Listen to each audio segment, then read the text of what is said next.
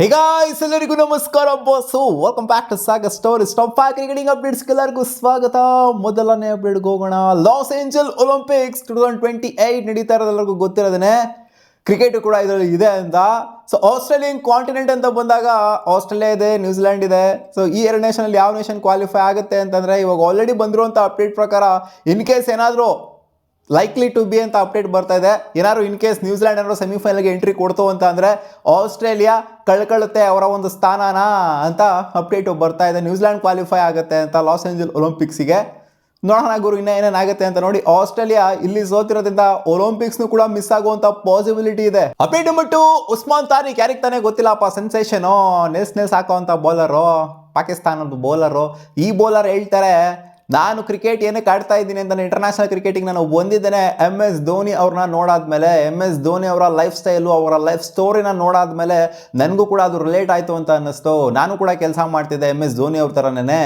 ಅದನ್ನು ಬಿಟ್ಟು ನಾನು ಒಂದು ಆಯ್ಕೆನ ಮಾಡಿಕೊಂಡು ಬರಬೇಕಾದ್ರೆ ಅದು ಅಷ್ಟು ಈಸಿ ಆಗಿರಲಿಲ್ಲ. ಸೊ MS ಧೋನಿ ಅವರ ಲೈಫ್ ಸ್ಟೋರಿನ ನೋಡಿಕೊಂಡು ನಾನು ಅದರಿಂದ ಇನ್ಸ್ಪೈರ್ ಆಗಿಬಿಟ್ಟು ಬಂದಿದ್ದೀನಿ. ನಾನು ಇಲ್ಲಿ ಏನೇ ಇದನ್ನು ಕೂಡ ಅದು MS ಧೋನಿ ಅವರಿಂದಾನೆ ಅಂತ MSGಗೆ ಕ್ರೆಡಿಟ್ ಕೊಟ್ಟಿದ್ದಾರೆ. MS Dhoni the untold story movie ನೋಡ್ಬಿಟ್ಟವ್ರೆ ಅಂತ ಕಾಣಿಸ್ತದೆ. ಮೂವಿ ನೋಡ್ಬಿಟ್ಟು ಇನ್ಸ್ಪೈರ್ ಆಗ್ಬಿಟ್ಟವ್ರೆ ಅನ್ನೋ ಥರ ಕಾಣಿಸ್ತೈತೆ ಅಣ್ಣ.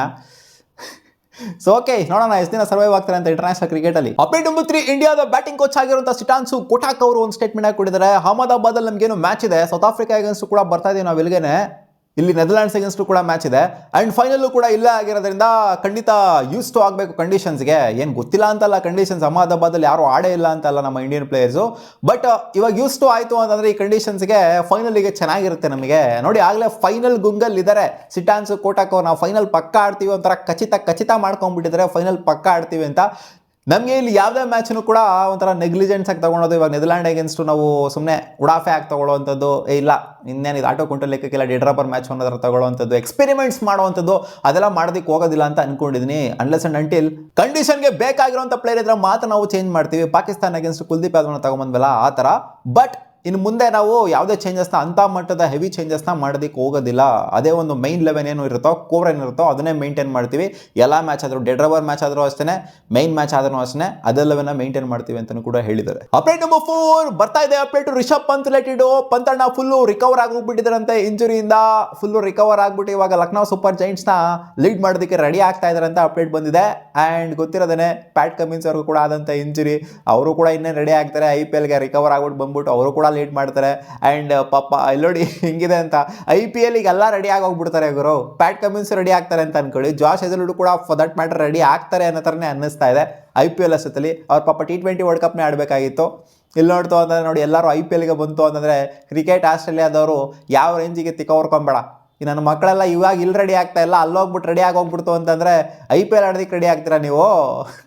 ಇಲ್ಲಿ ನಮಗೆ ವರ್ಲ್ಡ್ ಕಪ್ ಉಣಿಸ್ಬಿಟ್ರಲ್ಲ ನೀವಿಬ್ರು ಇಲ್ಲ ಅಂತ, ಇಲ್ಲಿ ವರ್ಲ್ಡ್ ಕಪ್ಪೇ ಸಿಗಲಿಲ್ವಲ್ಲ ನಮಗೆ ಅಂತ ಅನ್ಕೊಂತಾರೆ. ಅಪ್ಡೇಟ್ ನಂಬರ್ 5, ICC ಅವರನ್ನು ಯೋಚನೆ ಮಾಡ್ತಾ ಇದ್ರಂತೆ 2029 ಚಾಂಪಿಯನ್ಸ್ ಟ್ರೋಫಿನಾಗಿರಲಿ, 31 ವರ್ಲ್ಡ್ ಕಪ್ನಾಗಿರಲಿ ಇಂಡಿಯಾದಲ್ಲಿ ನಡೆಸೋದು ಬೇಡ, ಬೇರೆ ನೇಷನ್ಗೆ ಪ್ಲ್ಯಾನ್ ಮಾಡೋಣ ಅಂತ ಅನ್ಕೊಂತವ್ರಂತೆ. ಏನಕ್ಕೆ ಅಂತಂದರೆ ಗೊತ್ತಲ್ಲಪ್ಪ, ಇಂಡಿಯಾ, ಪಾಕಿಸ್ತಾನ ಮತ್ತು ಬಾಂಗ್ಲಾದೇಶ ಇವಾಗ ಕಿತಾಪತಿ ಆಗಿದೆ. ಇವಾಗ 3 ನೇಷನು ನಾವು ಆಡಲ್ಲ, ಇಲ್ಲ ಆಡಲ್ಲ, ಅಲ್ಲಾಡಲ್ಲ, ಹಂಗಾಡಲ್ಲ, ಹಿಂಗಾಡಲ್ಲ ಅಂದರೆ ಇಂಡಿಯಾದಲ್ಲಿ ಎಲ್ಲರೂ ಬರ್ತಾಯಿದ್ರು ಮುಂಚೆ. ಬಟ್ ಇವಾಗ ಈ ಕಡೆಯಿಂದ ಆ ಕಡೆಯಿಂದ ಎಲ್ಲ ಕಡೆಯಿಂದ ಕ್ರ್ಯಾಶ್ ಆಗಿರೋದ್ರಿಂದ, ಕಮಿಟ್ಮೆಂಟು ಕೂಡ ಆಗಿರೋದ್ರಿಂದ, ನೀವು ಬರಬೇಡಿ ನಾವು ಬರಬೇಡ ಅನ್ನೋ ಥರ ಆಗಿರೋದ್ರಿಂದ, ಸೊ ಇಲ್ಲಿ ಈ ನೇಷನಲ್ಲಿ ನಡೆಸ್ತು ಅಂದರೆ, ಇಂಡಿಯಾದಲ್ಲಿ ನಡೆಸ್ತು ಅಂತಂದರೆ ಸುಮ್ಮನೆ ಏನು ಕಿತಾಪತಿ.